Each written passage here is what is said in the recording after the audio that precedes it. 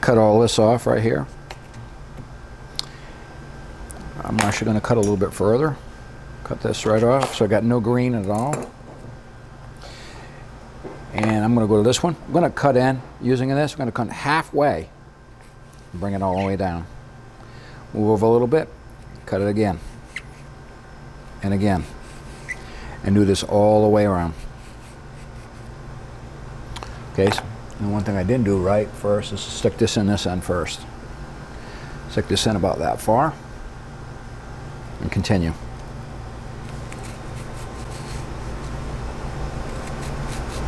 You're only going in halfway, because if you go all the way, you're going to be cutting them on the other side.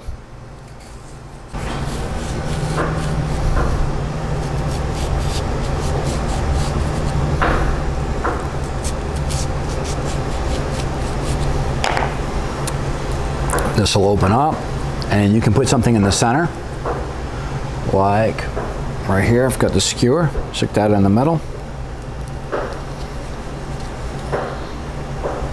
In the middle, and I have a flower.